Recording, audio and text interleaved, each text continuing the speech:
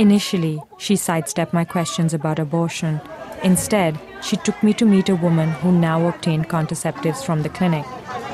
Dr. Junis is walking me through the area where she works in. 100,000 people live in 97 hectares of land in very squalid conditions. Until recently, groups like Dr. Melgar's received aid from the US government. The influence of the Christian right in Washington means that funding is now ending. She's here. Okay, go. Yeah. Dr. Melgar's patient agreed to let us film. Kumusta? Hello. Is this the rest of your house? Remy told me that her husband was out looking for work. They were so poor that they had already given away 2 of their children to relatives. She and her remaining 3 children had not eaten that day.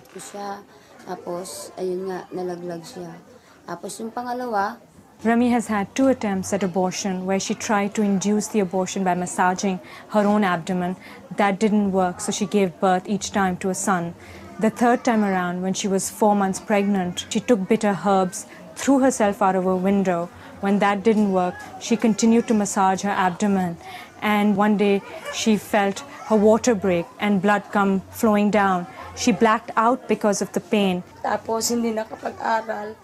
She bitterly wished she had had access to contraceptives earlier in life. In the eyes of the church, she's committed a crime, a mortal sin, by killing her own flesh and blood. But she says she couldn't afford to have this child. She already had 2 children who she couldn't afford to feed. To bring a 3rd child into this world would have been a crime in itself because she wouldn't have been able to sustain this child. Siguro naman naintindihan niya ako kasi binuhay niya pa ako eh. Ganun do. Binuhay niya pa ako na kahit she felt the fact that she survived the abortion showed that God had forgiven her.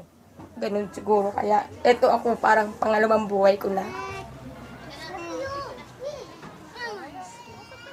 Dr. Melgar said that faced with stories like Remy's, she had no option but to give advice on abortions, despite what the law said. Eventually, we give them information about the safe abortion. We also warn them against unsafe practices that would kill them. But you know of service providers, safe service providers, who would look after these poor women and give them a proper abortion? Yes. I think most women's NGOs would have contact. I think if you really are pro-women, you would have contact to these services that are underground. 40% of Filipinos live in desperate poverty. The larger the family, the more likely it is to be poor. This is the top of the dump. This is a garbage dump? Yes. Huh?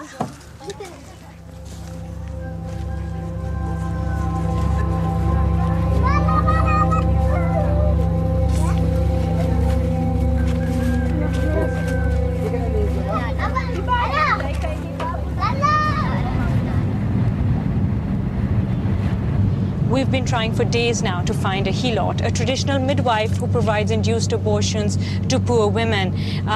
But they're scared to speak with us because they don't want their identities to be revealed. They're scared of the authorities, and also because they move around a lot, they don't want their locations to be found. We finally found a helot who's agreed to speak with us to show us what she does, but we have to conceal her identity.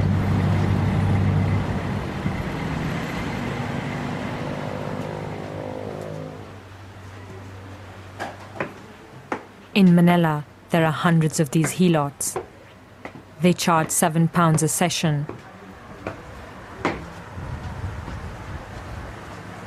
Ano ko, kasi may alam ako, nag-gloves talaga, tapos inaano talaga doon sa parang. The helots try to locate the fetus inside the womb.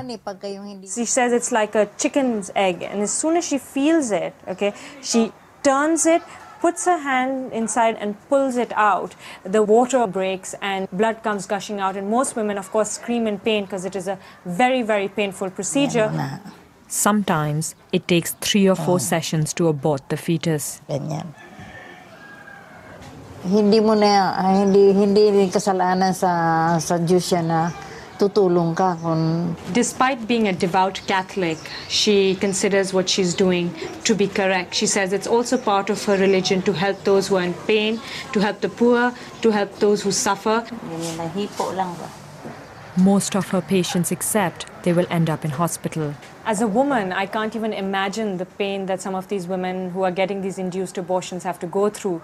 They don't get any anesthetic. There's no medicines to ease their pain. And it's really a brutal form of getting an abortion. But these women are desperate.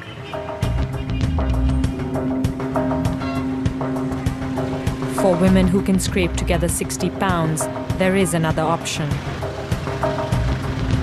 I've just gotten off the phone with one of our contacts. There's an illegal abortion about to take place and we have the address. We were told to hide our camera and park far away from the secret clinic. Carrying out an abortion and having one can result in a lengthy jail term.